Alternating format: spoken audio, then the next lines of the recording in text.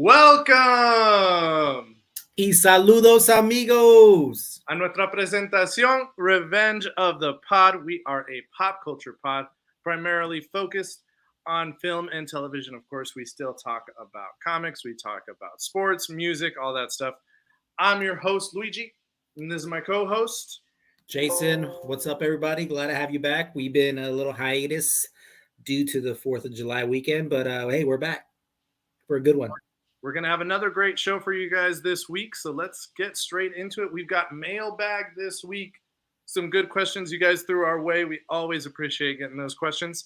Let's get into it. Concession stands. Jason, how you been, man? What you been up to? Been really good, man. I guess a little update on the 4th of July weekend, right? Went up north to get out of the heat from Arizona because it's getting hot, bro. It's getting hot. We went up north for Jamie's special birthday. I think, once you hit, like, this is the big one, right? Like, once you hit this age, I don't think we really care after that until it's like every decade, you know what I'm saying? But I'm not going to say it. Like 21? Yeah, exactly. 21. Yeah, she had a big one. 21st, Jamie. I'm glad you can legally drink now. Yeah, and it was we went up to Pine Top, Arizona. It's about 3 hours away from us. The weather like literally dropped 20 degrees, and we're up north, up in elevation. It was a good time. What was really cool about it, my sister Janet and her husband Mark went. Shout out to them. I know they're listeners. So, and their kids Charlie and Sebastian. So shout out to them. They went for Jamie's birthday, but not only that, Jamie's Jamie's mom and her hubby, Jim, shout out Jen, shout out Jim, her brother, Travis, his fiance, Brooke, Michaela. I don't know if she listens, but hey, shout out Michaela, shout out Mariah, a friend of ours that actually introduced us, Jamie and us a while back. So thankful for her. Well, we got a cabin and stuff. We did some hiking. We did played some pickleball.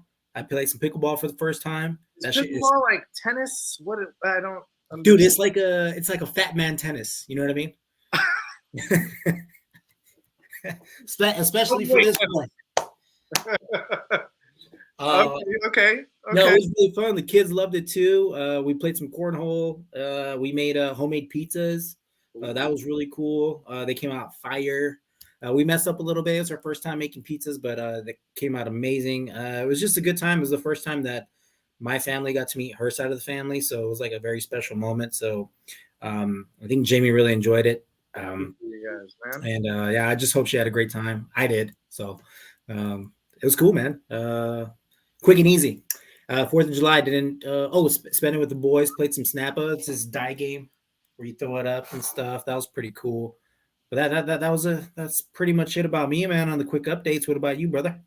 What'd you do? We made tons of food, and then we got on a hill that you could oversee downtown to watch the fireworks. That was nice. I made these Puerto Rican pork skewers called pinchos. They came out pretty good.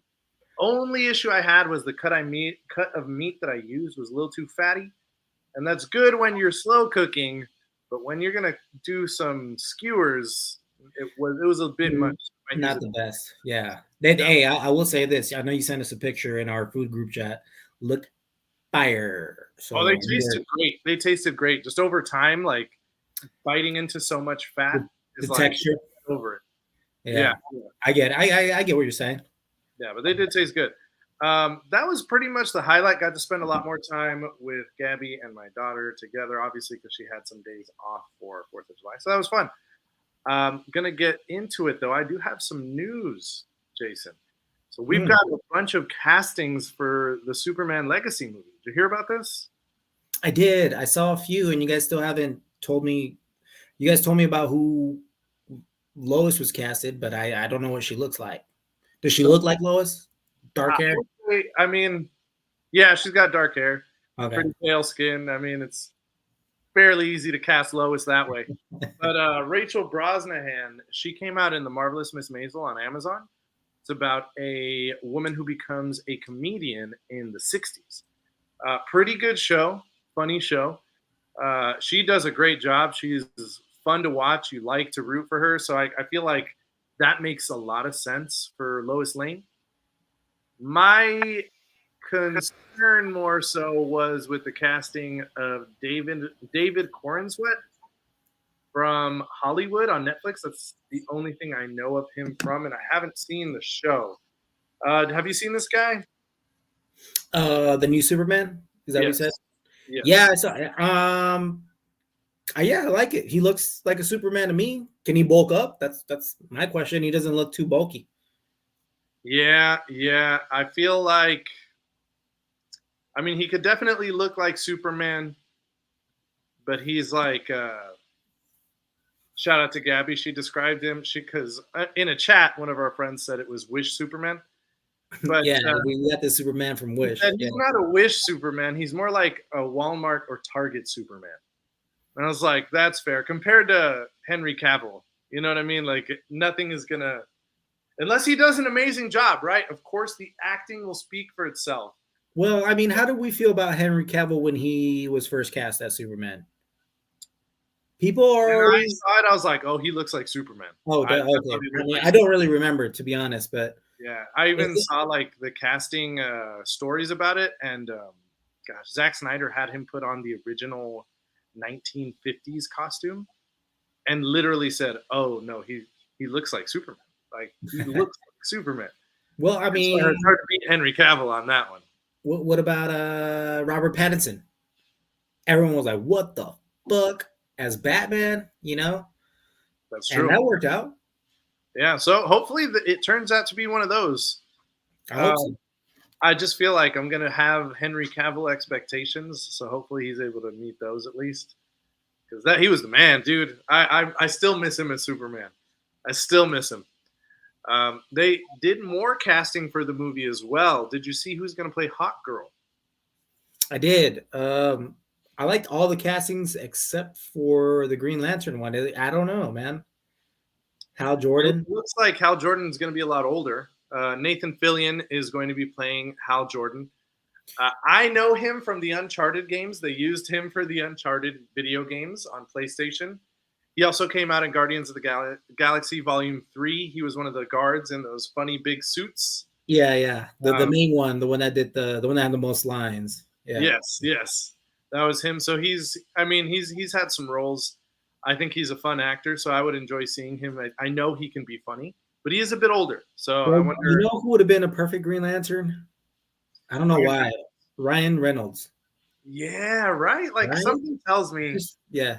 He would play it well, but I feel like they'd probably just mess up the movie, right? Yeah, and the CGI just problem with CGI. I think it'd be terrible. So the story would be iffy, but who knows? Maybe he'll meet the love of his life on set. Oh yeah, maybe. Maybe. Who knows? Who knows?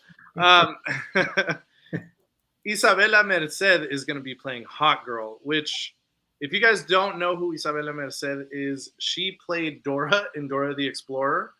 She also played in a few other things. Gosh, help me out, Jason. With the live action Dora the Explorer, right? Yes, the live action Dora. Whoa, she's getting whoa. That. She also came out in Instant Family, Sicario, Father of the Bride. She's one of the sisters in Father of the Bride. Sicario. She came out in the first Sicario? No, the second one. The second one. Oh, the little girl? That's what I'm guessing. Couldn't have been that little because it was 2018, a year before Dora came out. So, ish. Apparently, she's in 2 Transformers movies. I don't remember her in those, but I know she's like one of the main people or the main character in Instant Family. I know she's the sister and Father of the Bride, the HBO from. Oh, okay, gotcha. I saw a photo of her and she didn't look recognizable to me, but now that you're putting it, I'm like, oh, okay, I think I know who you're talking about. But I thought it was cool. Yeah, that'll be cool. She's a good actor or actress. I'm sorry, she's a good actress. So I'm excited to see what she does as Hawk Girl. Clearly, shocker, everyone. The Black Adam version of these characters probably aren't going to come out. No Hawkman. Who would have thought, Jason? Who would have thought? Bummer. I thought Dwayne "The Rock" Johnson was going to be in this movie. I'm so disappointed. I know you always say, like, The Rock is my favorite actor, Luigi. I know, dude. I have a poster of him up in my room. I know. We're gonna talk about that in a little bit. No, but Now, honestly, dude, Isabella looks like hot girl, honestly, dude. yeah, that works, man. I really do think it'll work. And then last one, I don't know who this is in the comics, but Edie Goretti is gonna play Mr. Terrific. Do you know who that is? He actually was in the X-Men Days of Future Past. No. The That's origin right. one. What's it First called? Class. Yeah, he played the one that could change X-Men First Class, and he's the one that could change the environment. What was his fucking name? Darwin. His name was Darwin. Darwin. Yeah, Darwin. He died like fucking epically. He also does a really good job in a Netflix Western. God, do you remember? It's an all black Western. You know what I'm talking about? 12 Starring Years a Slave. Jonathan Majors. Oh no, dude. Oh, what? I don't think Oh, I've seen that good. one. He also comes out in season 3 of For All Mankind. Never You seen know that that? either. Oh, oh yeah. He's done some things. He's done some things. Gosh, let me here. You take over. I'm gonna look up that Netflix movie. Well, you look it up. I mean, well, we also got a first look of the Wolverine shooting of the Deadpool, and we see classic Wolverine, Hugh Jackman in the original yellow suit. Looked pretty sweet. The only thing that was missing is the mask. I thought that was pretty cool. I guess they got a camera while they were shooting, getting prepped for that. So just a little quick update on that. It's kind of old now, but I think this is pretty cool. We've been seeing it all over social media. Is the Las Vegas Sphere? It's finally up and ready to go, and it is trippy as fuck. I can't imagine like driving past it and just like seeing like all these different like colors or like just different shit like happening. I think the Sphere itself was like over $4 billion, maybe more. I could be wrong, but that shit looks intense. And if you go into the Sphere itself, like the screen, like it looks like 10 times better than an IMAX theater. It feels like you're like in the fucking screen. So whatever they're showing, maybe movies, I don't know what they're going to be showing in there. But it looks like you're in the actual thing. It just looks fucking insane. Maybe like they'll take you on a trip to the universe and like show you how it looks, but it just looks absolutely insane. I'm looking at And, pictures. This thing is wild. yeah, is that the first time you're looking at it? I never even knew this existed until Dude, just now. Dude, they've been talking about they've been in the works for this for years, and people are like, "Oh, this thing's gonna be crazy," and like the inside of it and like the shows that they're gonna have inside is gonna be absolutely insane. So it's not open yet? No, I think it's already done. Well, at least the outside, but like imagine just like walking and seeing that like while you're like fucking drunk as shit, or it's Vegas, right? On other things, and just like seeing that shit. That's Or, wild. or flying into Vegas, and if you could see it from there, I don't know. It might be too small to see it from while you're landing. I don't know. Who I don't knows? know. That thing looks enormous. It's huge, dude. It's absolutely insane. I And they show finally a lot found of the stuff. movie, by the way. What's the movie for the guy that would play Darwin in First Class? Eddie Gathegi plays Bill Pickett in The Harder They Fall. By the way, if you guys like westerns, check out The Harder They Fall on Netflix, starring Jonathan Majors, Zazie Beetz, Lakeith Stanfield, Regina King, Idris Elba, Dion Cole, Eddie Gathegi. Just tons and tons of people in this movie that are pretty amazing. It was a fun movie to watch. It had style. But anyway, he's going to play Mr. Terrific, which I don't know that character from the comics because I don't read DC, but there you go. Yeah, I don't know too much about that character either, but hey, get some new stuff in there, instead of stuff that we already know. Yeah, all right. So Las Vegas Sphere, we got our first look at Wolverine. I did want to make a mention. So Indiana Jones opened up with 60 million and has continued to free fall a little bit. Not as bad as The Flash, which as of last week was still not over 100 million. So a lot of these big tentpole movies are failing this summer. Well, I'm glad you go ahead.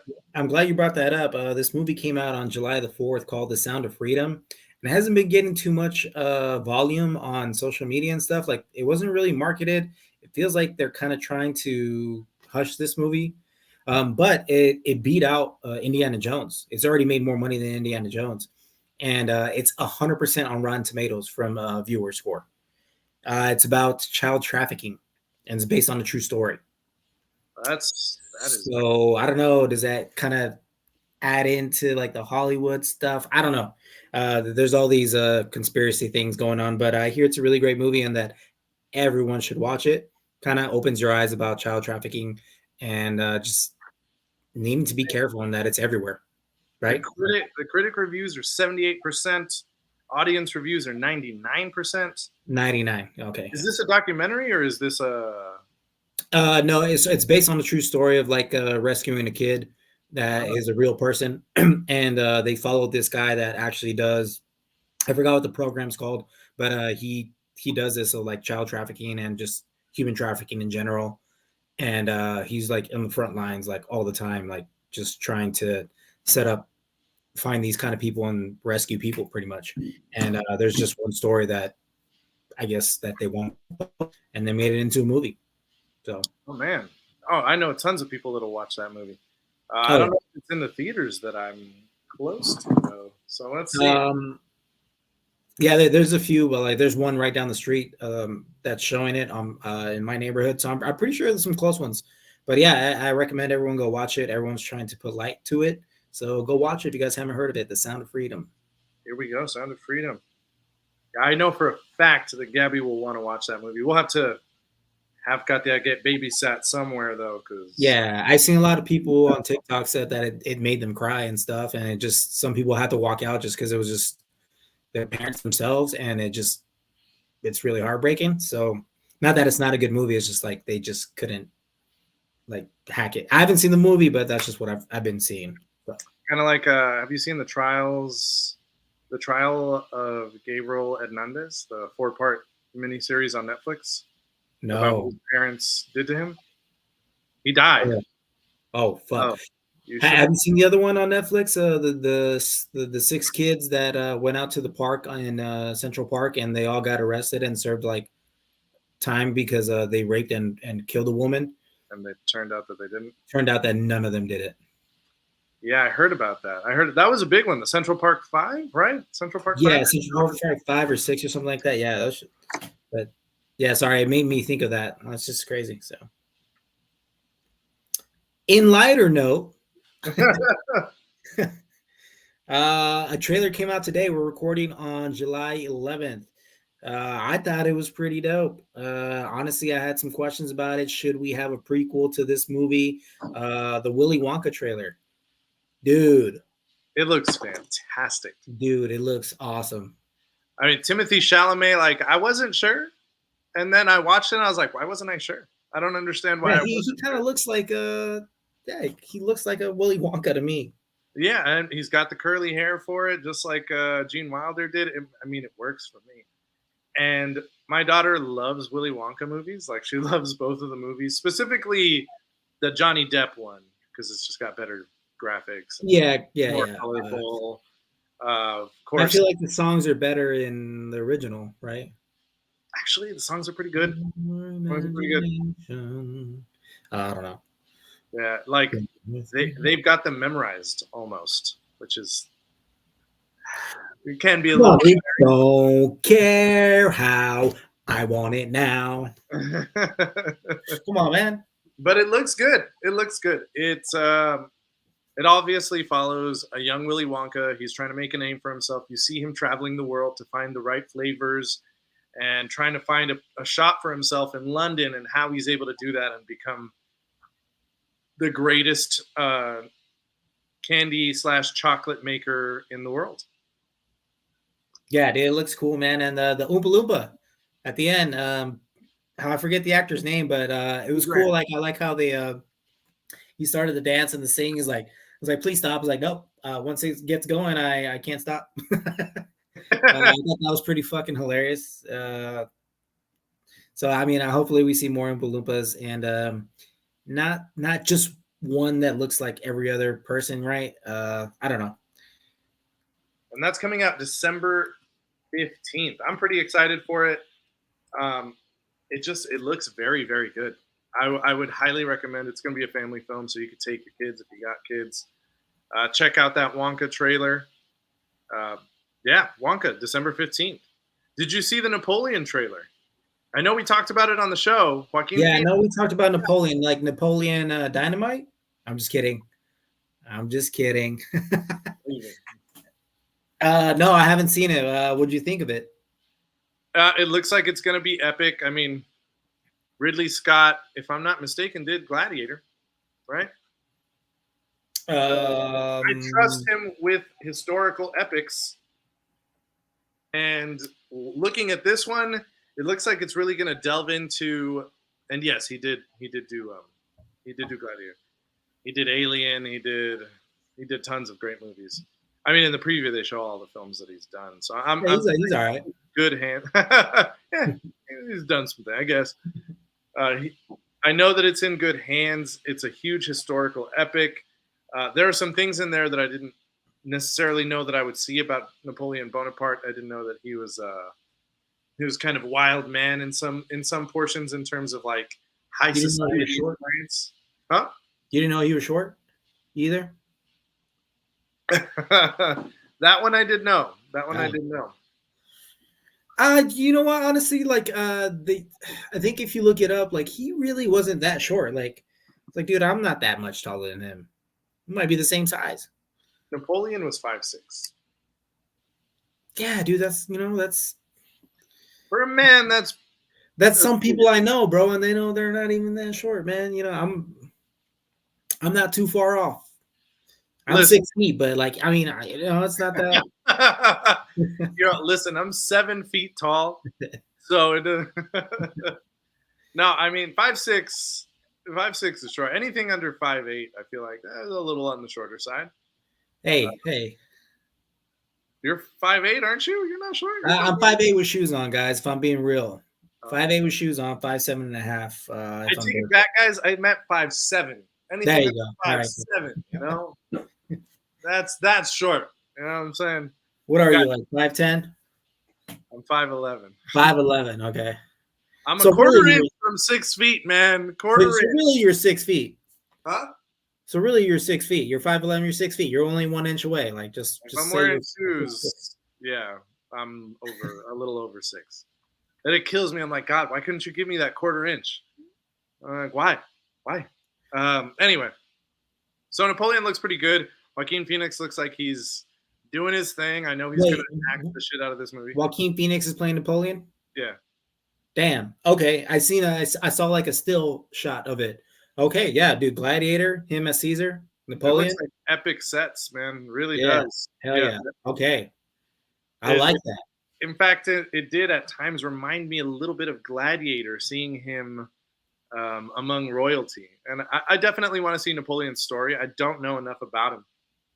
That's one of the parts that I didn't really delve into, was like deep European history during the 17 and 1800s. You know, didn't he lose to I want to say Mexico, but like he was in Mexico and then they lost, or what the fuck happened there?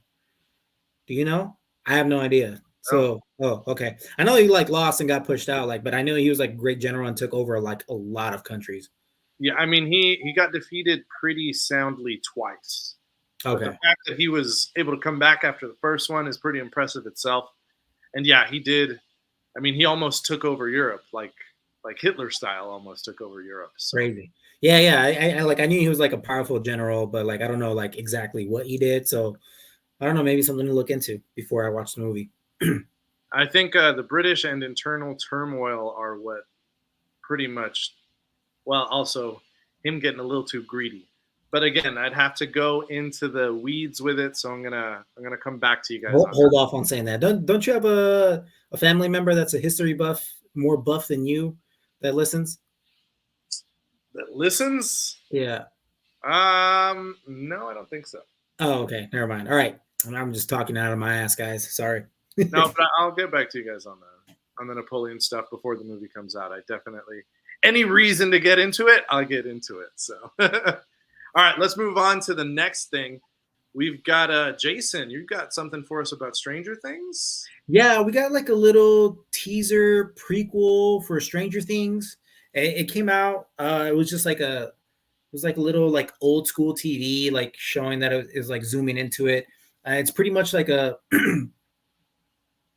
I don't know. It's a prequel to the Stranger Things and like how I guess the lab got started. Like we don't get anything. We don't get any visuals Oh, of like of The Hawkins lab. yeah, like I'm guessing, or maybe how it like first got started, even before 11 and all the scientists and stuff like got in there, like how it like got started. And it was said, and a quote, it could be crucial to understanding Stranger Things 5. So it's very important that we watch this, I guess. But it has nothing to do with the original characters. Um, so I don't know. I think it's like I can't remember. This was like 2 weeks ago. So I can't remember if it was like a show or like a quick movie, like a little short film. I think that's what it is. It'll have Vecna. It should have Vecna. So yeah, but like I'm saying like original cast from like the kids and Yeah. stuff. You're not going to see those people. You're not going to see 11 most likely. You may see the doctor like when he's young, but like that's about it. But they said it could be crucial to season 5 of Stranger Things. So it's like, hey, we got to watch this so we can understand what's going on. I hate that they do that shit. Well, let's be real. Stranger Things fans are probably going to enjoy having another thing to watch while they wait for Stranger Things 5. This is true. I'm going to watch it. So Yeah, same. Definitely going to check it out. It puts me back in that world, and I'm sure it's going to be based in the 70s or the 60s even. yeah, maybe. I don't know. We'll see. Maybe in the 50s. Who knows? Like, how did Russia get involved, right? Like from the, I don't know. Well, I mean, we'll see, right? But yeah, I mean, check it out. There's a little quick teaser. You guys don't even have to check it out, to be honest. I'm sure we'll get more of that extended trailer later. So it's just a little quick teaser if you guys are interested in. I know we are. So another one, Bob Marley One Love trailer recently came out. This movie is set to release in 2024 in theaters by Paramount. Trailer looks pretty good, man. It looks pretty good. It was a long ass trailer. I'm excited to see Bob Marley's story. I don't know too much about Bob Marley either. I saw a few documentaries. I can't remember if it was on Netflix. But I want to say I know a lot of it, but like yeah, I know quite a bit and like how he died and stuff, and he's preaching peace and stuff. Like it was very Rasta man, bro, and that like I guess he like really pushed it and started it. So love his music. I don't listen to it a lot, but it's just you just always feel good listening to it. Three Little Birds. That song always gets me in a good mood. I like One Love, dude. One Love. Yeah, that's a good one too. Yeah. All right. Well, definitely something to be excited about coming out next year. So you guys have time to get yourselves ready for One Love. Yeah. Catch up on your Bob Marley. Yeah. Bob Marley and the Wailers. There we go. One more thing from you, Jason. Yes. So today, I think it came out today. I can't even remember. The extended Ahsoka trailer came out as well. The Ahsoka series that's coming out here in August 23rd. You get a little bit more, man. You actually get to see Thrawn, like a quick shot of him and what he looks like. I think we got to see Thrawn a little bit in other still shots. Like side profile of him. Yeah. And then you get to see Ezra Bridger, so he's alive somewhere. We get a little bit more Sabine Wren. All these characters that I'm mentioning, guys, if you guys didn't watch the Rebels cartoon series, it is available on Disney Plus. I know I keep saying it, I keep preaching it because I keep saying it's fucking amazing and keep watch that shit. But if you're not a Star Wars person, it's not going to turn you. Yeah. I guess I tried to get Gabby to watch it. She was like, "No, I'm not trying to watch a cartoon. I don't like Star Wars that much." I was like, "That's fair." Fair. No, that's fair. That's where people mess up, man. I think they would appreciate the prequels a lot more if they watched Rebels and. I mean, I think the shows are better. I've always said it. We've said it many times on the show. We have. Although I found something very interesting in that trailer. I don't know if you caught on to it, but Sabine Wren, she's a Mandalorian, is going to be training with Ahsoka, new teacher. So does that mean Sabine Wren is force sensitive? Is she going to be like a Jedi slash Mandalorian? Well, what's going on? That's what I saw. They paid a Well, little, I'll have to take a look at the trailer again. yeah, and then there was a quick still of like Sabine Wren looking at like walls of like when people like make artwork in walls like the natives and stuff like that. They kind of like paid homage to the Rebel show because they showed like Ezra like in the animated and like him in the cast. I thought that was pretty cool. There's a bunch of other stuff that like just some quick stuff that I was just like, oh, interesting. When Ahsoka was fighting that one dude, I don't know who the fuck he is, the old man, and it looks like he's in that little time loop where Ahsoka was when she could see the past and the future and like all this stuff. It looked like they were in that same that room. walkway. Yeah, Like 4 directions. yeah, and it was like white lines leading to, and like little circles of like every timeline and stuff. Like they showed it showed that they were in that, so like they're bringing that in. Like it's just So viewers in the Rebel series, there is a point. Ahsoka is one of the, I would say, one of the central characters. She's not a main for sure. character, but she's often on the show. Yeah, highly important. It goes through her story because she leaves the Force, and what she ends up doing is finding her own path and understanding the Force. I'm sorry, she doesn't leave the Force. She leaves the Jedi Order. Yeah. And she finds her own path and starts learning about the Force in her own way. And at some point, Jason, you'll have to help me here. I don't know how she gets in there. I think it may be through one of the Jedi temples or Sith temples that she goes into this dimension in which you can see every timeline. And there's these thin walkways. On the sides of the walkways is just emptiness, nothingness. You fall and you die. You're done. And it has all these different timelines, and that's what Jason's talking about. That it looks like she may be there. Is that correct on the preview? Yes, that's what I noticed. And yo, thank you for that. You said it. You worded it way better than I could. So I was just getting excited when I saw that, and I was like, oh shit! I felt like Leonardo DiCaprio. So yeah, there's just like a lot of little things. I can't think of everything right now because I watched the trailer like twice, but like I'm not trying to watch it too much because there's just a lot of stuff going on. I mean, who knows? So. And I know most of the listeners know about this stuff, but we do have some that have given me feedback. So I'm like, hey, guys, Grand Admiral Thrawn is the main villain in Rebels, and I'll say, I know he loses too, but I like him more than I like Darth Vader. Shoot me if you want to, but I think he's a badass. I like him. I like what he can do. Yeah, so after Vader dies, in the comics, from what I've been told, like he takes over, and the difference between him and Vader is he's actually obviously he's not one with the Force, but he is very strong in combat. So he knows well, but he's also very smart, very smart. What he likes to do is study his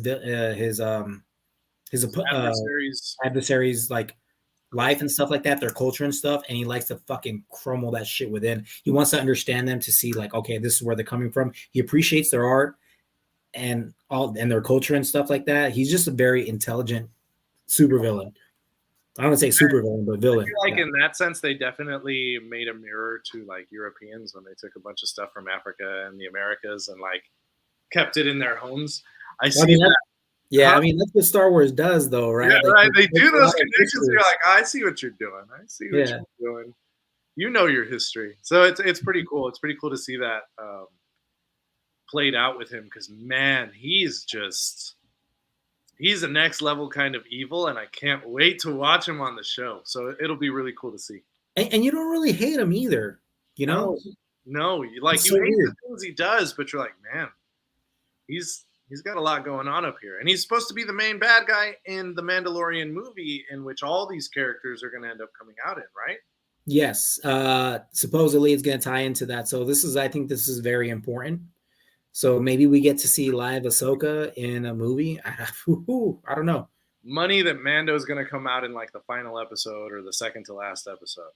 Yeah, we'll see, man. Right? I mean, just to connect it all, right? That'd be cool. All right. Well, I'm pretty excited about Ahsoka. But I know I'm more excited right now to hear about a show that you finally started watching. I did. Finally, we It's got to TV finish. Land, ladies and gentlemen. Sorry, Jason, go ahead. Yeah, we got to finish. Oh yeah, TV Land. We got to finish Succession, so now we have some free time. It was either going to be Ted Lasso or Succession when we started it, but I'm so glad we watched Succession first because we got to review it. But yeah, we're watching Ted Lasso. We're in season 2. We're not quite done with season 2, but oh man, I love it, dude. How far are you into season 2 so I don't mess anything up? I think we just finished the Christmas episode, and I think we're ahead of one of those other ones. What's going on with Jamie Tart? What's going on with Ted? What's going on with Healy and Okay. Yeah. Oh, okay. Yeah. So Ted is finally decided to go to the therapist. Went off on her though, and then he came back and apologized to her. Jamie Tart, obviously, he's back with the team, and there's a lot of growth going on with him, man. You know, it's pretty cool. that show With is all about growth, second chances, doing the right thing. yeah, dude. Special, but I like it. Yeah, Rebecca, dude. So it's funny because I love all these characters; they're all great. But I think mine and Jamie's favorite character is probably Keely. Keely's the best. Cool, yeah, she's dope, man. nice. And a happy person. dude, you got to like root for Ted, dude. Like it's just, especially in season 1, dude. Like he just like has a charisma to him, and you just like really like him. It's hilarious. I like how they pay homage to a lot of the old like comedy shows, like there or like reality shows or like events that have been happening. Tons of references, right? Dude, tons of references. It's crazy. One of my favorite ones that Jamie didn't understand. I had to like pause it and like send her a video. But it was the Allen Iverson interview where he's like, "We're talking about practice." Oh yeah, we're talking about practice. Not the game that I love. We're talking about practice. Dude, I was cracking up, bro. And there was another reference that she got that I didn't understand. So it's just cool, like just a bunch of references, like to maybe reality stuff, maybe something that happened, and they just like make fun of that. Yeah, they just pay. Yeah, exactly. They make a lot of references to pop culture, which is dope. It's just so fun to watch, dude. Like I enjoy. Like it's just I can't say anything bad about the show, and I like season 2. I know you said it kind of fell off, but like I don't think so. Season 3 falls off. I still like it. I like all 3 of them, but they like the first one is the best. The second one is still pretty good, but not as good as the first. And then yeah, I can see that. Takes a bit more of a dip. Okay. Well, I will say this too, and then Rebecca, the owner, right, the one that got cheated on, and so she took the team pretty much because of the divorce settlement, whatever. She is talking to Sam right now, but she doesn't know she's talking to Sam. Sam is a footballer, and dude, I kind of thought it was Ted at first. I kind of want Rebecca and Ted to end up together. You know, I can't really say much about that. I know, yeah, that's fine. But in that moment when I was watching the show, I thought the same exact thing, and I was on the fence on whether I wanted Ted and Rebecca to get together because they seem like they'd be a great match, but there's also just things that would make them better as friends. So yeah, obviously she's his boss, so that's one of the big ones. Well, she's Sam's boss, so oh yeah, that's true too. Yeah. But yeah, I do really like Jamie Tart's growth, especially in season 2. I feel like we're gonna see more of his growth and like not be such a shithead, right? In season 3, he's pretty dope. I like it. Oh, is it? Yeah, I like the chant for him when he's playing Jamie Tart, Jamie Tart. I thought that was cool. Yeah. And then for Roy Kent, right? He's there. He's every fucking where. Roy Kent. Yeah, I fucking love Roy Kent, man. Yeah, the chants are cool, man. It just makes me want to watch soccer and like damn, why can't our fans like in the US be like that? Like make some chants for people and just constantly being loud. That'd be so dope. Like it makes me want to go to Europe and like experience that. So hey, shout out to our European listeners. I think we had I don't know if they still listen, but we had like someone from Portugal listen, someone from Australia. Yeah. Listeners, shout out to you guys. But yeah, I'm loving the show. I really am.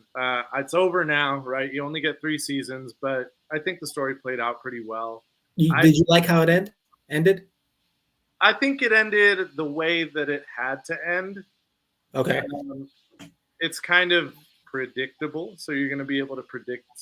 You like predicting, so you're going to be able to predict most of it. Okay. This is the I part mean, I didn't love because I was like, I don't usually know exactly what's going to happen, but everything I kind of figured would happen did happen. So okay, gotcha. Well, I mean, I still enjoyed it. It's like a nice little. Again, it's just a fun show. it just makes you happy, right? Yeah, I don't know about yeah, you, but when I watch yeah, the yeah, episode, like the world is still a good place.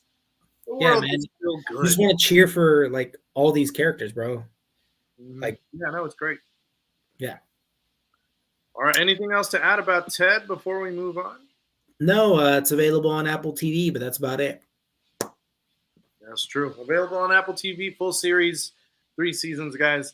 We'll keep you updated when Jason finishes season 3 because he's already halfway through season 2. It sounds like. We did have something that's out right now that has been continuing. And I'm not caught up on it. I only saw episode 1, but I don't mind the spoilers. Are you sure? Yeah, that's fine. Okay. Like, to me, it's like it was a cool show, but like, I don't even know if I want to watch the next episode. So, oh, okay. Okay, not so that I don't. It's not that I hate it. It's just I you're don't not know. excited. Right. Right. Yeah. No, that's cool.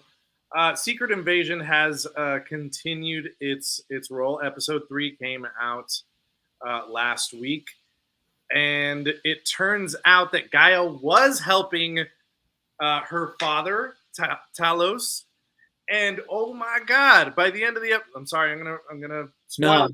I figured that. By the end of the episode, she gets fucking shot by Gravik and just dies right there. I was like, Emilia Clarke, don't leave me now. So I don't know if that was really her, but it looked like her because then it turns into a scroll after she's shot and she's just laying on the floor. But you never know.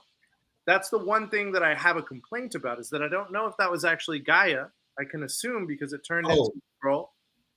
But Marvel doesn't like to kill people off, which is a trope that I don't love about comics. They seem to be killing people off in this show, like left and right. Though. That's what I'm liking about it. It's got stakes, and we find out that after all, Sam Jackson, Nick Fury's wife, is working with Gravik, as we kind of all expected. Yeah, that's pretty. Interesting. Wait, to see what's going to happen next. My question is: does Nick Fury know she's a Skrull? I think he does. Yeah, because in that episode he asks her whose side she's on, and she's like, okay. You can ask me that. I can't believe you had to ask me. And sure enough, she is working for the other side. Yeah, because I only saw the first. Right, I only saw the end of the first one, and the end of the first one is she already switched back to her human form. So I was like, wait, does he know that she's a Skrull? No, they talk about it later. Yeah. Oh, okay. And him and Talos kind of they get together and they're working together off of the government. Like they're not working with the UN or the U.S. government at all anymore. Sam Jackson has been fired as head of, I guess, not S.H.I.E.L.D., right? It would be Saber, I think it was called. I don't even know any at this point, dude. Yeah, so he's been fired by Don Cheadle's character, which is War Machine, Rhodey. And he even says, I personally took this assignment to fire you because this is all your faults and you've ruined everything. And that kind of tells me, like, is Rhodey a Skrull? Is he a Skrull? I'm wondering if he's a Skrull or if he's really just that unaware of what is going on. I kind of hope he is a Skrull because, like, come on, bro. Like, you got to be smarter than that, man. I don't know. Maybe he is that dumb. Maybe he's like a Peter Quill. He might be. That's what I'm wondering how they're going to end up freeing him so that he can do the Armor Wars Now movie, right? It's not a show anymore. It's going to be a movie. He'll be the star of it. So whatever happens to him in this show is going to be a direct connection to whatever happens in the Armor Wars show or movie, whatever they decide to do. But I'm liking the way the show is going. It does have like it feels like a world-ending thing, but all Marvel stuff does, so it does somehow still feel like it doesn't have real stakes. People are dying, but they're not characters that you've been, accustomed to watching. The I think only that's one we've watched was Maria Hill. That one was a surprise. Watching her die at the end, you're like, oh, they did kill her. I thought she was gonna be a scroll. I bro. thought she was gonna be a scroll the whole time. Dude, that kind of pissed me off though. Honestly, like Oh, really? she's been in the movie, dude. She's been in the movies, and we're gonna kill her off in a show. Like it's just it didn't sit right with me, man. It didn't sit right with me at all. Also, Oh. she's Robin Scherbatsky. You know what I'm saying? So that love you got for the actress and her other roles is what's keeping you Yeah, there. yeah. Okay. I want to see what happens in these next episodes because I really think that it could start taking a good turn now. Now that Guy is dead, I want to see how Talos reacts. I want to see how long it takes Sam Jackson to realize that his wife is working for Gravik. They talked about that they're trying to make Super Scrolls, which is a reference to the Fantastic Four. The original Super Scroll was a scroll that had been given the powers of all four of the Fantastic Four. So I'm wondering what it is they're going to do with these Super Scrolls and what powers they are going to have. Are we going to see any Fantastic Four characters show up in this show? I don't know. But I definitely want to see what they're doing with that storyline because he mentioned it. Gravik says, we're going to create an army of Super Scrolls. And I'm like, holy shit, they know what they're doing there. But we know Marvel sometimes just kind of throws those things out there and does nothing with it. So I want to see exactly what Marvel does. Pretty excited to see what happens in the next episode for sure. Yeah, don't drop the ball, Marvel. So don't drop the ball. Yeah, clearly people are a little less excited about your stuff lately, except for Guardians of the Galaxy 3. That was fantastic. Fantastic. Night was fantastic. Moon Knight. But moving on. That's all I've got for you guys because I don't want to get too deep into it. I know I gave big spoilers, main points, but when you catch up, Jason, or if you don't catch up, let me know. When you catch up, we'll talk more about that. But let's get into our mailbag feature presentation. We got some good ones. Yeah, we got some good ones this time. Last time we had some great ones. This one, I think they're pretty fun as well. Jason, I'm going to ask you the first question. If you were a superhero with no superpowers, we're talking, Batman, Iron Man, all those street level people, Punisher, all those kinds of characters. Kite Man. What would your superhero name be? Dude, so I thought about it for like a week. And I wanted to be like something like Hispanic and stuff like that, but I couldn't think of anything like clever or fun. But then I went grocery shopping, right? And I went. So we have this place called Fry's in Arizona. It's a supermarket, and they have this thing called Kroger, right? I think you guys in other grocery stores, it's like an off-brand of like whatever product it is, right? Walmart has Great Value, right? So the off-brand, right? Great Value. It's like the off-brand of it. So yeah. So my superhero name would be the Great Value. Why would you be the Great Value, Jason? Because I'm just an off-brand of all these other superheroes, but it's still fucking great. It's still amazing. Like you're like, yeah, this guy even need superpowers. He fucking does the job, bro. What the fuck? Like what's the difference? I can't even fucking tell. But we get this person for less? Like what? Like, yeah, the Great Value, baby. Superman. We got the Great Value. Exactly. The fucking Great Value. And it'd probably be like a cheap ass fucking costume too, Like maybe it was knitted or something by my grandma or something. I like that. Yeah. What about you? Oh, go ahead, bro. I know you have two. Yeah. So one of them, obviously, I'm a teacher, so I'd have to lean into that a little bit. I'd be el maestro, which means the teacher. El maestro. See, I thought that's cool, but I like your other one better. Yeah, the other one is el mero mero. Now, for those of you who are not Spanish speakers, that's a little full of myself, but I don't care. It's funny. El mero mero is like, oh, that guy's the shit. That guy, he's a pretty badass guy. So that would be mine. I'd be like, El mero mero's here, everyone. I got you. El mero mero. let me get that cat out of the tree real quick. Got you. I'm just saying it just sounds better too. Like I was like, mira, metal, right? Like it just sounds funny. But I like El Maestro too. Yeah, no, it works. I think like if you're El Maestro, I think you'd have like a ruler with you, and then like you'd whip the villains. You know, you'd smack them. You know, old corporal punishment style on the back of the thigh. That's how you would defeat your enemies. And then assign them like 10 pages of homework. Yeah, that'd be awful. Like, Wow, right, that would make you a supervillain. Oh my god. Only to crooks and criminals, bro. Okay, yeah. All right. Yeah. All right, what's our next mailbag question? Yeah, man, I like this one a lot, actually. Dude, so I don't know, you committed a heinous crime. You're on death row, brother. You know what happens in death row right before they're about to shoot you, whatever it is that they're about to do to you. You get one last meal, man. What is your ideal last meal? My ideal last meal. So I actually had to take a couple things off because I was like, that's too much food. I don't know if I could do all that, but I've got lomo saltado, which is a Peruvian beef tenderloin dish with lots of juice and then potatoes. It is like perfect. If it's perfectly cooked, it's some of the best meat you'll ever have. I'll have on the side a double cheeseburger, classic style, burger joint style. I don't need it fancy. I don't need special. Nope. Just double cheese, double meat, real greasy, sesame seed bun, lettuce. No, you're a onion. sesame seed bun guy? I'm a sesame seed bun guy or brioche, but you know. Oh, brioche is good. Okay, anyways, keep going. I'm trying to go classic. You know what I'm saying? And then obviously mayo, mustard, throw some bacon on there, pickles and jalapeno. That'd be solid, man. Of course, I would have to do arroz con gandules. That is Puerto Rican rice. If you've ever had it, you know why. Some duck donuts. I will be eating a ton of food, guys. By the way, Duck donuts, chocolate chip cookies and milk.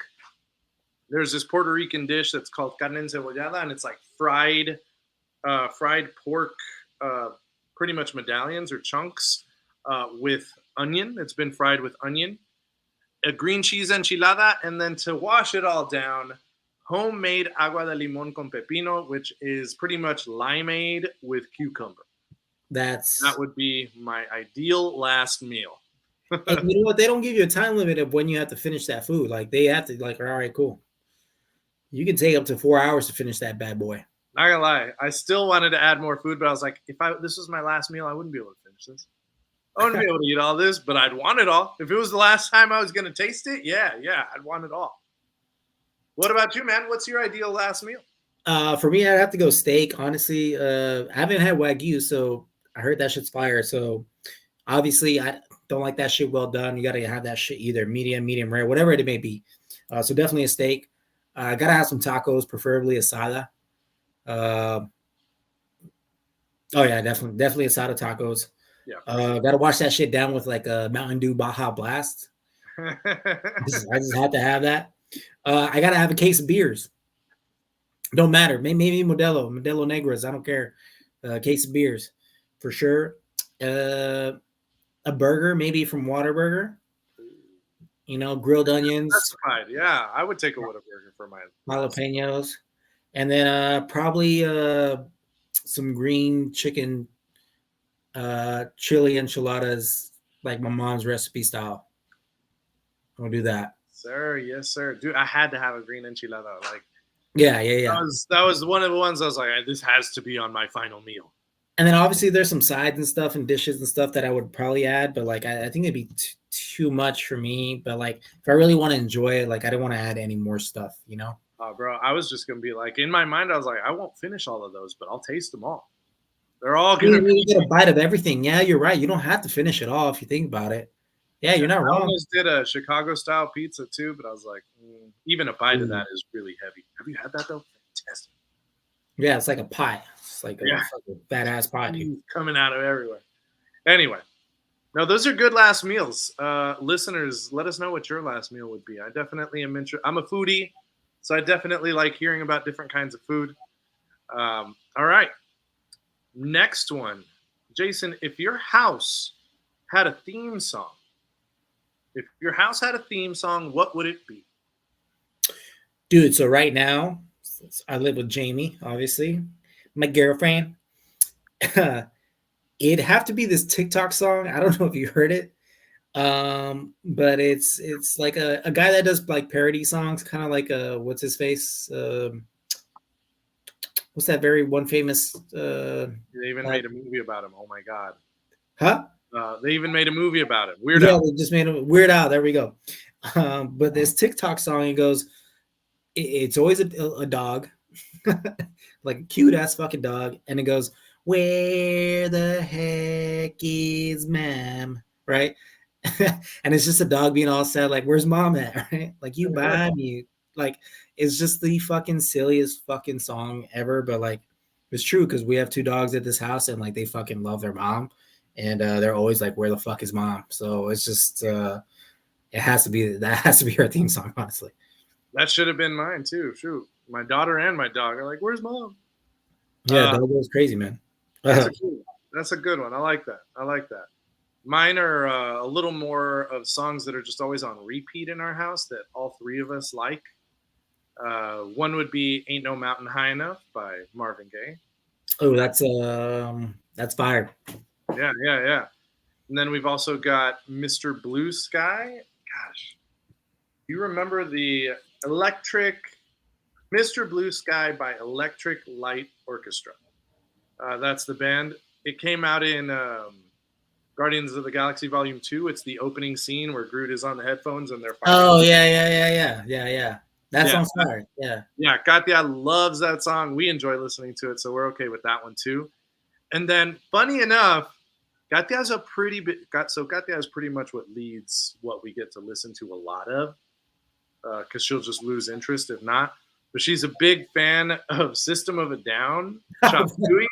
So just randomly, Chop Suey. Yeah. No way. Yeah. I would love to see a video of her jamming out to Chop Suey. System of a Down. I got you. I think we've got some already. I'll send that to you. Why have you not sent that to me? Like, yeah, that's my. I don't know. That's my bad, guys. To those of you who know my daughter, you'll definitely enjoy that video. But yeah, those are our three nominations for theme songs for the house. Chop Suey, man. That's fucking crazy. That one it makes me laugh every time because she gets into it too, man. She gets into it. She even does that "When Angels Deserve to Die." Wake up. Make up. You wanted to. God damn. I would just love to see that, honestly. All right. So what's our next mailbag question, man? Okay, man. So obviously we love movies. We critique movies, and usually I've been told from some of our listeners, like, you guys give high scores to like a lot of movies that you guys see. Well, I mean, of course, I think we know what we like, so we're probably gonna have positive reviews for most of them. We talked shit about a few movies, but let's talk about some movies that we didn't like. Was there ever a movie that you just could not get through and walked out? Maybe a movie theater, or maybe you were sitting at the couch, but like, what movie do you just like, yeah, I'm not finishing this, turn off, or I walked out of the theater? Touche. I was able to finish Morbius, mostly because we were at a drive-in theater. But anyway, the one that I could not finish, it is a classic film. Horror fans across our tens and tens of listeners are going to be upset with me about this one. Jaws. No, I love Jaws. Oh, okay. I know. I just said it because I knew you were No, Sith. Nice. No, the original, directed by Sam Raimi, Evil Dead. That movie's fucking trash. I don't care what anybody tells me. That movie sucks. The acting sucks. The effects suck. The storyline is okay. The camera work sucks. It was just, me and Gabby were both like, I can't finish this movie. I don't want to watch it anymore. I literally turned around. I was like, can we stop? Did you guys watch this? Put it on, but I was like, I don't want to just take it off if she's enjoying it. And no, I couldn't do it. Did you guys watch this because Evil Dead Rise was coming out? No, we actually watched it a few years ago. We tried watching it a few years ago. I think it was 4 years ago, 4 or 5 years ago. And we were just on a horror binge. Every October, we watch a bunch of horror movies. You know, it's October, right? And we put that one on because we had both seen the remake, which I actually think is a very good movie. So we were like, let's check out the original. You know, everybody says it's so good, and for its time, and what he was able to do with such little effects. And you know, it was just pretty much made with $100-something or some crazy amount. I know it's something, but it was made with $100. That's crazy. It was like a few hundred. It was Wow. literally made with a few $100. Yeah, I mean, when you look at it through that lens, you're like, wow, okay, that's pretty impressive that he was able to do that. But that movie still sucks. I don't care what anybody tells me. It sucks. Don't watch it. Don't waste your fucking time. Don't rent it. Just no. I will say the sequel, the threequel, actually, the third part, which is pretty much a comedy. It's called Army of Darkness. Love that movie. Hilarious. They leaned into the humor. They had better effects. Bruce Campbell is at his best. But the original Evil Dead, nah. Thumbs down. Gotcha. Down. Damn, tell me how you really feel. I give it a 1. Give it a 1. Okay. 1, actually, for me, I walked out of the theater. And not just me. My godmother, Vanina, and like her family, because they took me. We walked out of Zoolander. Terrible movie, dude. I agree. It's not a good movie. I don't know why people like scene that cracked me up though. There was one scene. I don't know. If you tell me. It was the scene where they're at the gas station. I think I was already gone by then. I have no idea, dude. Okay, there's a scene where they're at a gas station and they're idiots, right? They're all stupid. Yeah. And they're playing with the gasoline as if it was like water, and they're doing it like water guns, like. And then obviously, like Zoolander is talking on the phone, and he's like, "Ha!" And he turns around, and then he just hears this huge explosion, and all his friends fucking die. I cracked up. That was pretty fucking funny. But other than that, I couldn't sit through the movie either. I didn't. What's that? Blue Steel look, right? Yeah. I didn't pay enough attention. I agree with you on that one. That was Yeah. For the listeners out there and not the viewers, I just did a Blue Steel look, so that's something you can only get on YouTube. So. Oh yeah. Or do your best impression of Blue Steel look. Ready? What do you do? You just just go kind of like a duck. Yeah, kind of like a duck face. I don't know. Yeah, right. That's all I imagine. It's like, is it a duck face? It's pretty much. But yeah, terrible movie. And from actors that I enjoy, Owen Wilson, Ben Stiller, hilarious. Yeah, Ben Stiller. Yeah, so it was one of my favorite comedic actors. It was just terrible. And I don't want to say this is an honorable mention, but because people love this movie. I don't hate it. Don't get me wrong. But Anchorman, just not a fan of it. And I know people love it. It's great. It's a funny movie, but it just didn't do it for me. I didn't walk out, and I could watch it. So that's like my favorite comedy. So we're on opposite ends of that one, Jason. Jesus Christ. How could you do this to me? How could you betray me like this? I'm sorry, man. Well, things change, right? And we change our opinions sometimes. And we've been doing this for over a year now. So we got another great question. And like that segue, segue, whatever. A movie that we previously rated that has changed. Luigi? Okay. Any thoughts on that? Well, mine is fairly easy. I mentioned it before. It's got to be Love and Thunder. I mean, I rated it like a 7 because me and Katya really enjoyed watching it together. It's him and his daughter at the end of the movie. Like, of course. Right. There's a bunch of kids in it. She loved watching that. I will say she has not asked to watch it again, though. So how much did she really love it? But at the time, she was all about it. And so I was like, oh, she loves this. Yeah. It's good to watch with your kids. But as a movie, it is like a 4. It's a 4. I agree, man. It was not a great movie. It's kind of fallen off, right? For me, I would say Dungeons and Dragons, I guess, because all the movies that I've rated since we've been recording, I think are all still pretty the same how I feel about them. I think I may have ranked Dungeons and Dragons too high, but that means that not meaning that I didn't like it. I think I just ranked it a little too high. I can't remember what I gave it for the score, but I think I would just drop it down a couple notches. Yeah, I don't remember what I gave it for a score, but I think I would rate it higher over time for me. So we're in opposite Yeah, directions. no, like, yeah. No, like I thought it was great, but like I haven't seen it since. I've watched it 4 times since. Really? Yeah. Where I don't even know where it's on. Like, where can I watch on it? Paramount Plus. Oh shit! I'm gonna watch that shit tonight, son. Yeah, I'm gonna add it to my private collection as well because Yeah. it flopped at the box office. It got great reviews, great audience scores, but people just didn't go see it. I don't know if it's because it's a fantasy film. I don't know if they just didn't give it enough marketing and advertising. But I think it was one of the better movies that came out. Yeah, I agree. Like again, I'm not saying I love this movie. Don't get me wrong, but I think I just ranked it too high compared to like other movies in that score area. You know what I'm saying?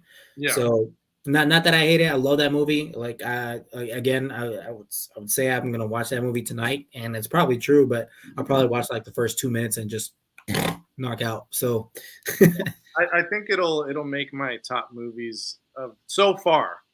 As of July, it's probably going to make my top movies of the year. So. Oh, it's up there for me as well. Impala song at the end too. I liked it. Yeah, fire.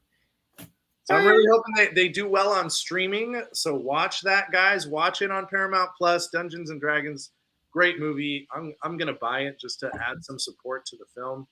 I know the studio doesn't need the money, but the people who are trying to make another movie, they do need you to do it. So need that green light. Yeah, so I'm hoping to just throw as much support in that movie because I want, after that movie was done, and I said it when we reviewed it, I just wanted more. I wanted to spend more time in that world. I wanted to know more about the characters, more about different people that are in that world and what they do and how they interact. So I definitely am hoping for a sequel or even a show based off the movie. That'd be cool. Yeah. I'm ready for it. I'm ready for it. So yeah. Dungeons and Dragons, you would rate a little bit lower. Fair enough. That's fair. Your opinion changed on it. Yeah, but like a decimal point. You know what I'm saying? Yeah. My opinion did change on it. I don't know unpopular. I don't know if I would. I don't know if I would give it a 9, but if I didn't give it a high 8 in the original review, I think I would give it a high 8 now. I think I gave it a 9 something. So it would drop down to the 8s. So okay. So we'd probably be in the same place. Yeah, Great movie. Either way, though, our opinions changed on some of these movies. Talking about opinions, what is your unpopular opinion for Star Wars? Something out of Star Wars. What is your unpopular opinion, Jason? So we got this question. I got the Star Wars question, and I'm going to ask you later about not Star Wars for you because you love something else. I love Star Wars with a passion. I've said this many times, and everyone agrees. Star Wars has like the worst fans out there. Like they're just terrible. Yeah. But an unpopular opinion, and I think you're going to have to agree with me on this one, Luigi. There was actually a couple that I had, but the main one for me was the Solo movie. It's actually up there as one of my favorite Star Wars films, like the movies. Agreed. I think it's amazing. I thought it was one of their better outings. I'd put it up there with like Revenge of the Sith. If The Last Jedi had not just foiled the ending and killed Luke Skywalker the way they did, it would still be a good movie. You mean Darth Vader? Oh, The Last Jedi. Oh, I thought you meant. Sorry. Revenge of the Sith. No. Like I would have really liked that one, but yeah. Now that I've seen the whole series, I'm like, oh, you did really do Luke dirty on that one. Yeah, dude, it just kind of it made no sense. Like ruins the rest of the movie a little bit. Yeah, like looking back on it because I enjoyed Revenge of the. Not Revenge of the. I liked Revenge of the Sith. I thought that movie. What was the last one? Where Palpatine comes in? Skywalker. You enjoyed that movie? Going into the movie because I just saw like the still shot. I saw it in IMAX theater, so like visually it was stunning. That's an unpopular opinion, right? It is visually. Yeah, looking back at it, I was like, well, this movie's not good. And not that, it's just like the storyline from the three storylines. It just kind of fails everything that it was for the original. Like, it just ruins everything from prior to that. Like, it's just like, all right, whatever. I don't know. It kind of messes up Force Awakens and Rise of Skywalker. Yeah, Force Awakens was just a New Hope. Yeah, you know what I mean. They did a good job. It was credit based. It was like, hey, don't copy off of my paperwork, and they just copied off of your paperwork, right?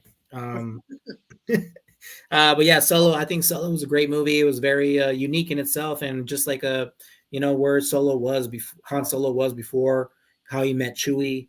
You still get to see Darth Maul still alive. We knew this in Clone Wars, but you get to see Darth Maul still alive. Like, how the fuck, right? Like, it just kind of ties into that Clone Wars cartoon series that we knew about, and I was kind of excited to see a second part of it, to see like what Darth Maul was doing when he was building up his empire within the cartoon series. To see it in the movies would have been great, because Darth Maul is a fan favorite from everybody. So I don't know why they're not fucking bringing him back into the movies. I don't know. It makes no sense to me. Also, Chopper is a better droid than R2-D2. Oh, that's fair. That's an unpopular opinion, but yeah, that's my opinion. BD-1 is probably the best droid in all of Star Wars, but that's just me. Right? Huh? That's the one from the video game? Yeah, BD-1, guys, is from the video game Fallen Order and Jedi Survivor. And Chopper is the droid that they have in Star Wars Rebels. The cartoon. Talking about that has Admiral Thrawn. It has Ezra Miller, which is going to be one of the next great Jedis. It's got Ahsoka Tano. Right. So he's like the team's droid. He looks a lot like R2-D2, like that same like cylinder style with the two legs. He's a R4 unit, I think. And he just has a little bit more attitude. And R2-D2 has attitude, but he's just a little bit less afraid. And like, he has like these little arms that pop out, like kind of like R2-D2. But he's just a lot. I can't say like they're both like the same, but like I think he's a little bit more. All right. Rebellious, I would say. Some good unpopular opinions. I like it. Yeah. What about you, bro? I'm ready for you. Mine is different. It's not Star Wars. Yeah. So unpopular opinion for you for Marvel, because you're huge. You love the Marvel. You love the MCU. You don't think there's anything wrong with it at all. You think it's all perfect.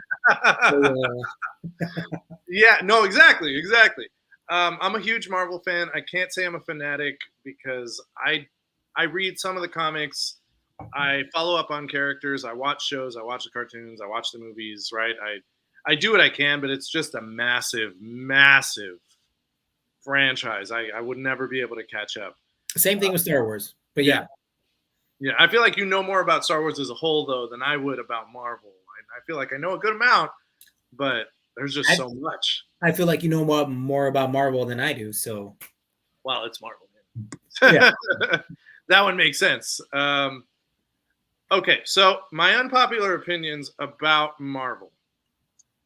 As a character, and I'm talking about in comics, in movies, and nothing against the actor. I think the actor is what made it so popular. Iron Man is kind of overrated. I think he's kind of not that great. Not a big fan of Iron Man. I don't hate him, but I just think, he's and people will get upset with me because he is supposed to be the heart of the Avengers in the comics and the movies. Like, he is the Avengers. He's the reason that they exist. He is the man behind it. I'd have to agree with you, because if it wasn't for Robert Downey Jr. and like doing such a great job with that role, I don't think a lot of people are really much fans of it, especially when Marvel was going down in the 90s and they had to sell off certain characters. They were selling off like the Hulk. They were selling off Spider-Man because those were popular. They kept Iron Man because no one fucking wanted Iron Man. They weren't wanting to make movies about Iron Man. Yeah, and they had actually, the reason that they didn't make a Captain America movie first was because that they had given the rights to Captain America and Thor, and the rights hadn't quite run out yet, so they didn't make those movies first. That is what I understand. I don't know if Iron Man was part of that deal, but yeah, that was the reason they didn't make a Captain America movie first. Interesting. I'm gonna have to agree with you on that one, honestly. if it wasn't for Tony Stark, Robert Downey Jr., maybe people wouldn't be such a huge fan of Iron Man. I don't know. Agreed. I have a few others. I actually have 4 more popular opinions. Give it to me. I don't think you need to read any of the comics to enjoy the movies. I really don't. The movies can stand alone on their own. Obviously, you can get more delved into the world and know about references and all of that. But the movies, I think, at least up to a certain point, they made them so well that you didn't really have to worry about knowing all these characters and who they are and what they do, because it was playing out in the movies for you. You know what I mean? Like, you were getting these answers, you were getting these answers to the teasers that they were giving you. And the comics, I mean, they take a lot of time to really get into. You know, I'm excited for Secret Wars. Yes, I read the comic. I liked the comics as a kid. I liked the cartoon on Spider-Man. But if this is brand new for you, I'm excited to see what someone who doesn't know anything about Secret Wars thinks about the movie when it comes out. So you don't read the comics. I do have to agree. I also do find it really cool, though, especially when I go to the movies with like Jermaine. Throw out all the information. You're like, hey, and he's very subtle about it, because I'm watching the film and he'll just be like, oh, he's making a reference to this and blah, blah, blah, blah. I'm like, oh, cool. Yeah. Like, that's awesome. But like, he'll let me enjoy the movie. I love going to the movies with Jermaine. Shout out Jermaine. Shout out Room Podcast 303. But yeah,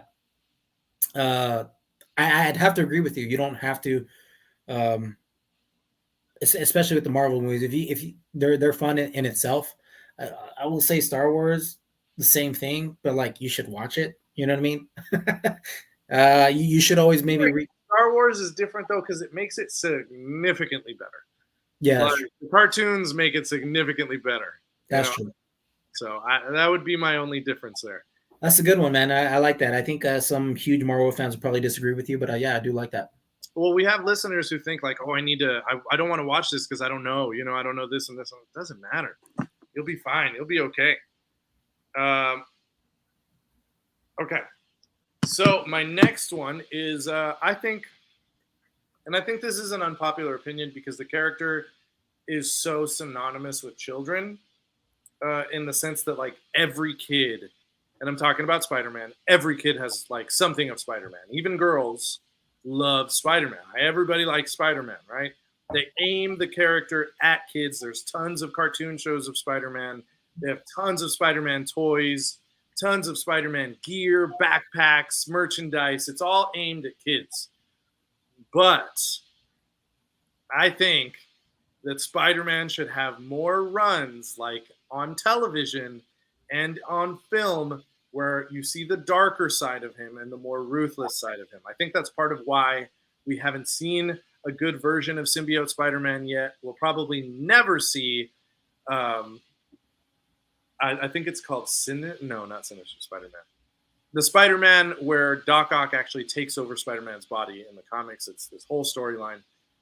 He thinks that he killed Peter Parker, and he takes over the body, and he actually kills people.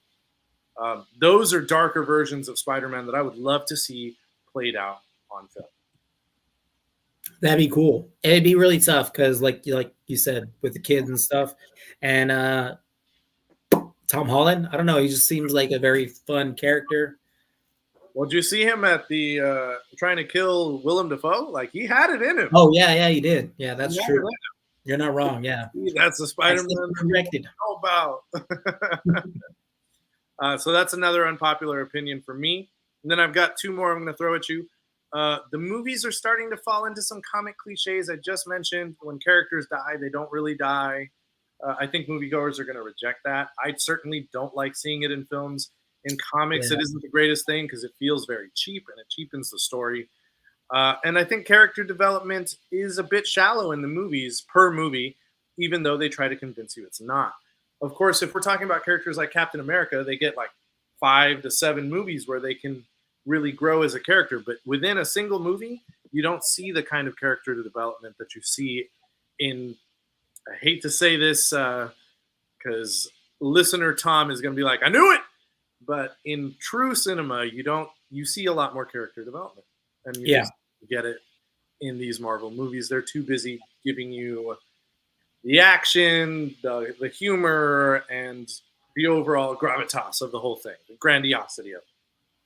So those are my unpopular opinions about Marvel. I like them. I like them. Well, speaking of that, I don't have this question in here written down, but I forgot to put it on there.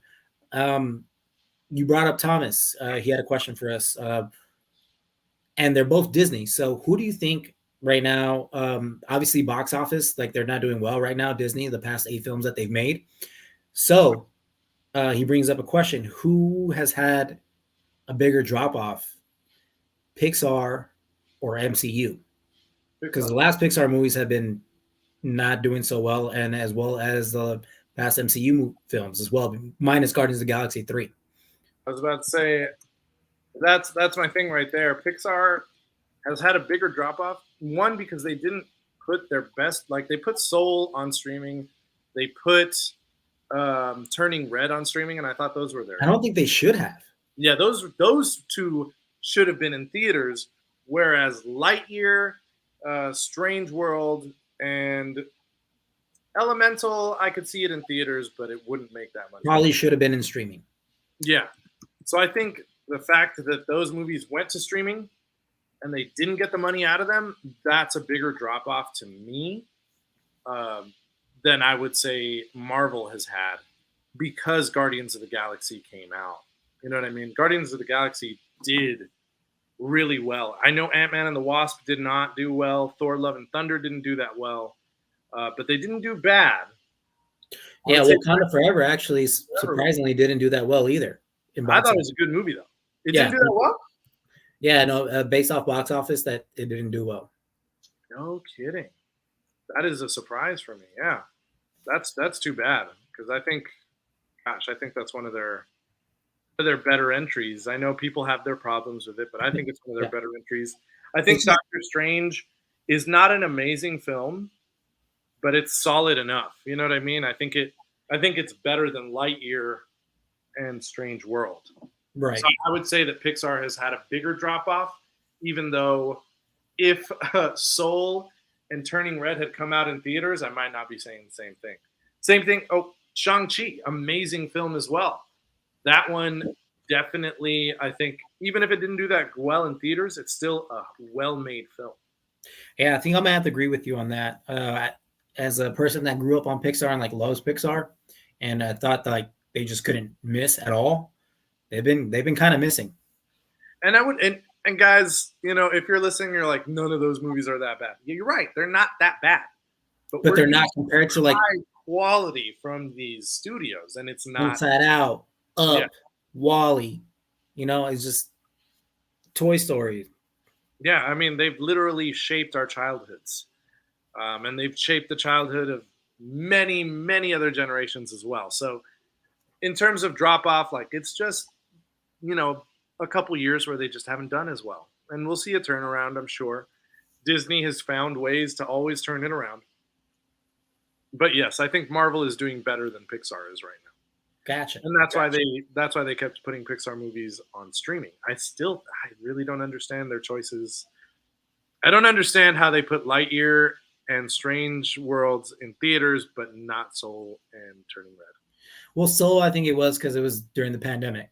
Yeah, well, same thing for Turning Red, I guess. Yeah. But oh well. All right, that's my opinion. What about you, man? You agree? Hey, I'm gonna have to agree with you on that one. So I was just nodding my head on that one. So next one. You know, we like movie characters and stuff. But if you could be any character in any movie, who would it be and why? I haven't finished it, but William Wallace in Braveheart. Oh yeah. How terrible would that be, right? By the end of the movie, I'm chopped up. No, I'm kidding. I would be the Human Centipede. In the Human Centipede, the one in the middle. The one in the middle. Yeah. You get all the fun, you know. Yeah. Oh, kidding, guys. We're kidding. Now, I've got for sure. I would love to be Ferris Bueller in Ferris Bueller's Day Off. That'd be dope. Like, what a fucking day they have in that movie. And a beautiful day in Chicago? You kidding me? Shake it up, baby, now. Shake it up, baby. Twist that child. I love when Cameron looks at him and he's like, we haven't done anything fun today. He's like, you haven't done anything fun? He's like, I took you all over the city pretty much. No, that would be like the one for me. You're just out with your girl and your best friend, just going around the city in a badass car, doing the best things you could do in the city, eating at As an great 18-year-old. restaurants. Huh? Yeah. As an As an 18-year-old. Yeah. Like what a better way to go. Another joke one I had was imagine being the T-Rex in Jurassic Park. That'd be kind of cool. Going around fucking eating people. The guy in the restroom, I got you. Hum. Yeah, but I don't think I would actually want to be that. I'd also, the history nerd in me had to put this one in because I could not pass up the chance to talk to all these historical figures. I would love to be Ben Stiller's character, Larry Daly, in Night at the Museum. Like, wow, that'd be fun. Sick. That'd be fucking sick. So that would definitely be one of mine. And then I have one similar to yours. So I'm going to say it, and then I'm going to pass off to you. I would like to be Brendan Fraser's character in The Mummy. There had to be one character where you're a badass. You know what I mean? Yeah. And that would be the one. I think Rick O'Connell. Play Rick O'Connell. I mean, you save everybody. You get the girl. You're the badass in the movie. I mean, come on. Which leads to the character that he's inspired by, which is Indiana Jones, man. Like, that's the first thing I could think of. Like, his life is almost like, and especially in the movies, because I was thinking about characters that I wanted to be. Is like, he had a harsh life, or like a lot of stuff. Like, I don't know if I want like my parents dying, or like, you know what I mean, like losing all your loved ones. You want to be Batman? Yeah, like John Wick. Like, for example, like you lose your wife and they killed your dog. You know what I mean?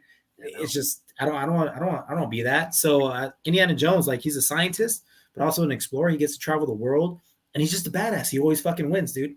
Always wins. Charismatic, gets all the women, you know? And they love him. They love him. They love him. I love him, you know? Who else does he want to be? I would love to be Buddy the Elf, too.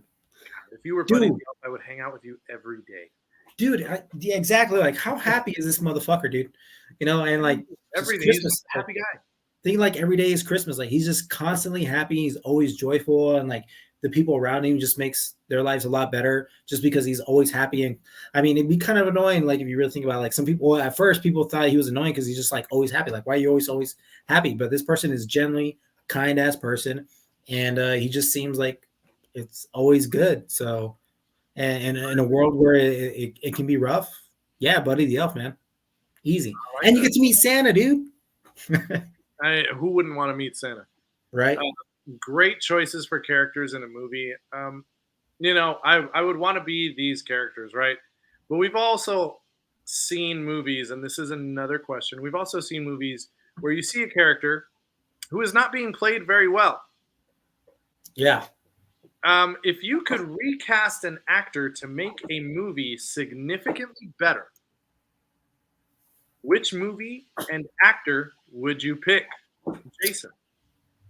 I think this one's easy for me, dude. And that's replace The Rock in any movie he's ever been in and put Arnold Schwarzenegger in there. That's it. That's all I need. That's all I need. Okay, fair enough. I got a few for you, and I'm going to go through them a little bit quicker. So first off, if you've ever seen Les Mis, there is one person that cannot sing in that movie, and that's Russell Crowe. He had no business being in that fucking movie. So I'd replace him with Ewan McGregor, who can sing and is a great actor. I would also replace... I love that. Yeah. I'd also replace Keanu Reeves in Bram Stoker's Dracula from the 90s. I don't know, man. Yeah, you're right. You're right. Not do a good job in that movie. And I'd replace him with Benedict Cumberbatch. Ooh. A solid pick. He would play it very, very well. He can play a guy from London. Easy. He's from London. And then the last one, don't get mad at me, Jason, but the first Star Wars movie has a young actor that isn't very good.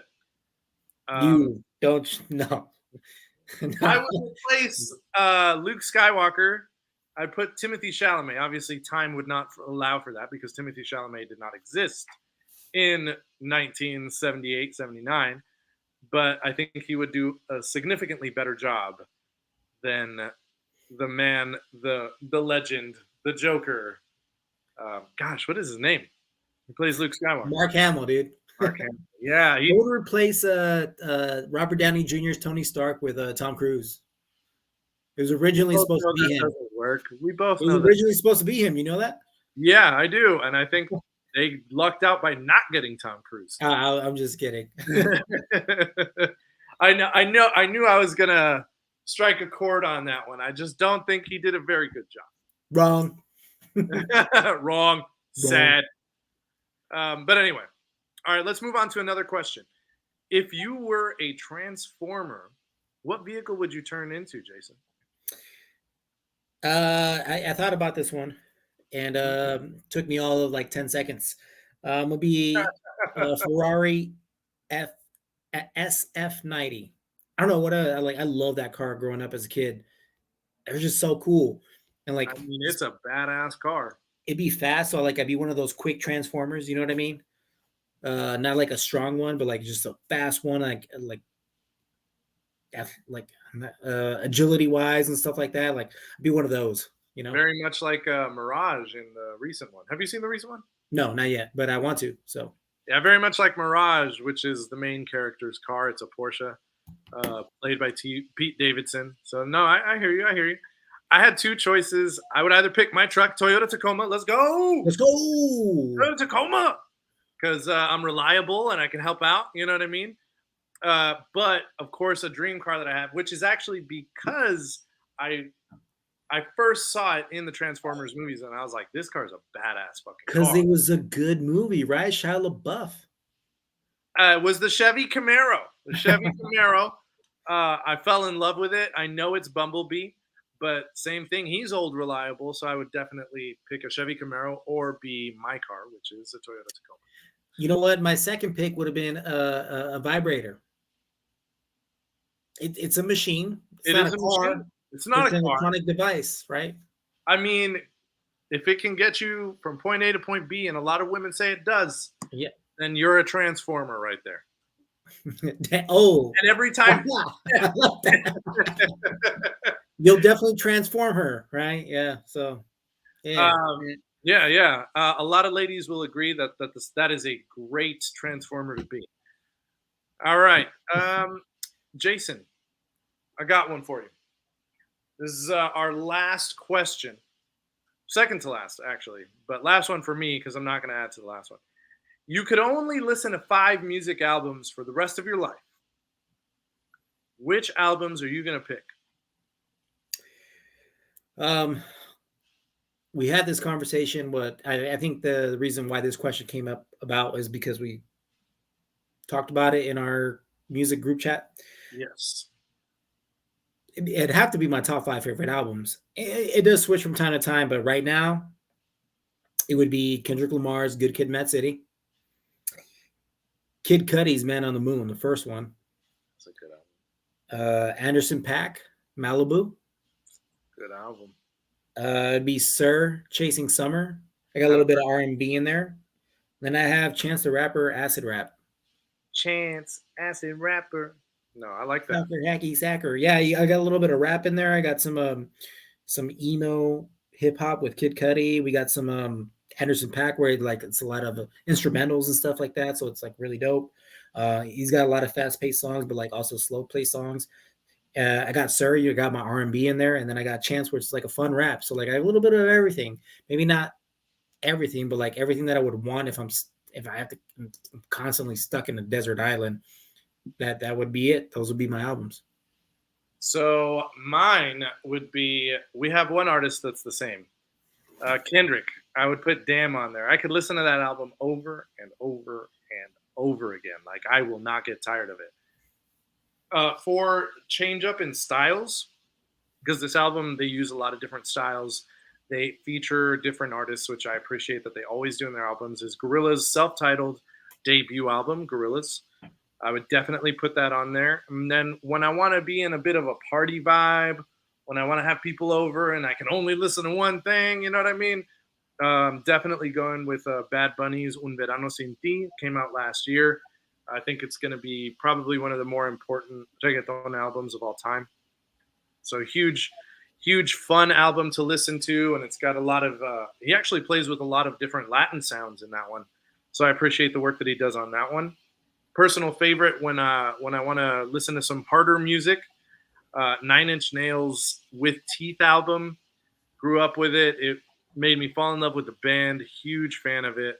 And then a Latin pop rock album that I can also listen to over and over again, which is Juanes' debut album, Un Día Normal, which has probably his, except for Camisa Negra, it has like all his biggest hits.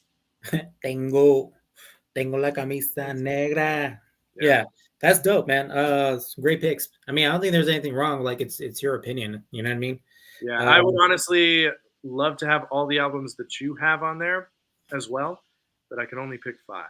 I also wanted to throw Beatles in there. I mean, it was hard, right? Yeah, it is tough. Yeah, but we definitely, I think we did a good job. We did a good job. Tell us what you guys think when you check out the episode. Last question, Jason. This one's for you because I haven't watched basketball in a while. I wanna get back on next season. I want to watch throughout the season because I miss basketball. But this is a question for the resident basketball fan, and it pertains to you. Can LeBron win another title before he retires? And I'm going to add on to it because I know what you're going to say. So I'm going to add on to it. How will he do it with the Lakers? And how will he do it without the Lakers? Okay. So can LeBron win another title before he retires? Of course he can. If he fucking jumps teams and goes to another team where he can succeed, which he's done in the past. So you don't think that he can do it with the Lakers? Yes. I don't know. I like the team we have, and I like the signings that we've recently done. Can we go far right now? But it's just really tough because with the West, with Denver, Golden State's still going to improve. The Grizzlies were injured when we played them in the first round. They're going to be better. LeBron is getting older. I'm sorry, but the only way he can win is if he decides to take a pay cut and starts ring chasing. So I don't think he can win with the Lakers, although I do like the pieces that we have right now. You think he'll take a pay cut? No. Maybe. Yeah, no, maybe because he wants that 6 to that comparison to LeBron to Michael. Yeah, the true GOAT. B. Jordan. Yeah. Michael B. Jordan. Is that what you said? Yeah, he wants to be Michael B. Jordan. Do I think he wins another one? No, because I don't think he tries to ring chase anymore. Because you could get a ring when you're like irrelevant player. You're like part of the bench and you're not really doing anything. So he could get a ring like that, but like ones that like really matter and like you'd be like, oh, if you compare it to Michael Jordan, stuff like that. I don't know. It's just very tough. I don't know. It's not the answer you wanted, but yeah. That would be my best. If he leaves, he can win one easy. If he stays with the Lakers, it's not sure, leaning towards no. Yeah, I'm going to say no. And sorry to my Laker fans out there, but I'm going to say no. Okay. I appreciate the honesty. That's what we're here for, man. That's what we're here for. It hurts. That's the truth. We hope you guys enjoyed the episode. That's it for us.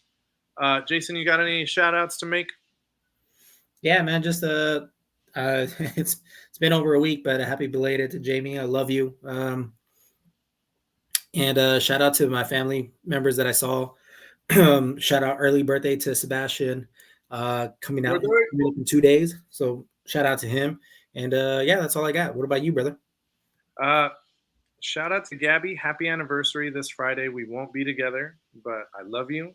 And this has been the best decade that I could have ever imagined having with somebody. Decade. I mean, it's not the full decade, but pretty much, yeah. We got together in 2014, so that's 9 years. Anyway, shout out to all you listeners as usual. We love you. We appreciate you. Check us out on YouTube. Check us out on Instagram. Follow us, please. Give a follow. Hit all the likes. Give us a review on Spotify, guys. Give us the thumbs up. Subscribe to our channel on YouTube. Subscribe to us. Follow us on Twitter. We appreciate you guys. Hope to see you soon. We are taking next week off. I'm going to be out of town. Not going to have any access. So we are going to be taking a week off. Jason may or may not give you guys an update on that for next week. But we'll see you guys next time for another episode of Revenge of the Pod. Peace out, everybody.